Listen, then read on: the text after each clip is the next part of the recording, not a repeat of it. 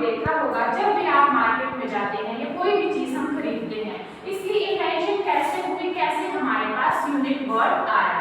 तो सबसे पहले हम जाते हैं, हम ये तो नहीं बोलते हमें 5 कुछ दे दीजिए या हमें 10 कुछ दे दीजिए, हम क्या करते हैं साथ में कोई ना कोई यूनिट यूज करते हैं।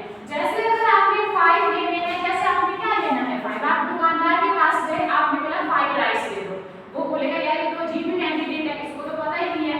तो आप यहाँ पे एक यूनिट यूज करेंगे, उस यूनिट को आप क्या करेंगे केजी, क्या है वो यूनिट केजी। अब दुकानदार को एकदम पता लग जाएगा कि आपने कितने केजी चावल मांगे 5 केजी। अब आपको मैंने बोला कि मैं लंबी हूँ 5'5", अब 5'5" क्या लंबी हूँ, क्या हाइट है मेरी, तो मैंने आपको बताया कि इसके साथ एक यूनिट लगता है 5.5 फीट, यानी कि मेरी जो हाइट है वो 5.5 फीट है।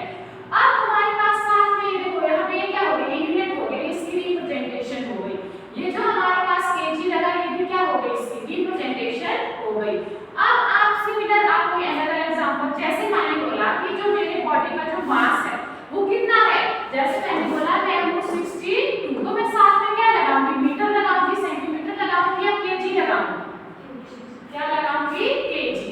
तो ये क्या हो गए हमारे पास स्पेसिफिक नोटिफिकेशन हो गई हर एक चीज को रिप्रेजेंट करने के लिए। तो यहाँ से हमारे पास आया यूनिट्स का जो आइडिया था वो यहाँ से आया, हर एक चीज को रिप्रेजेंट करने के लिए कोई ना कोई यूनिट का हमारे पास होना जरूरी होता है।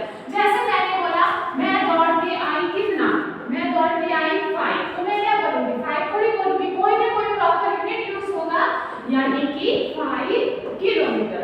तो बेसिक मेरा समझाने का चैप्टर का जो नाम है यूनिट एंड मेजरमेंट, तो सबसे पहले यूनिट वर्ड को भी समझा, और मेजरमेंट मतलब हमने किसी चीज को मेजर किया। जैसे आपने मेरे को मेजर किया कि मेरी हाइट 5.5 है, क्या है फीट है, तो मेजर कैसे किया, पहले किसी चीज को हम मेजर करते हैं, ये ब्लैक बोर्ड है, मैं मेजर करके इसको करते हैं 1 2 3 4 ऐसे करके, बट क्या है साथ में जब तक आप अब हमारे पास इसके यूनिट भी आ गए, तो मतलब दोनों चीजें हमारे पास ना कंप्लीट हो गई, यूनिट भी और मेजरमेंट भी। अब हमने इसको डिफाइन करना है कि यूनिट क्या होता है, ये तो हमें सिंपल पता लग गया, ये हमारे पास यूनिट एंड मेजरमेंट है। पहले किया है आपने प्रश्न में पढ़ा है चैप्टर, बड़े पहले पढ़ा होगा।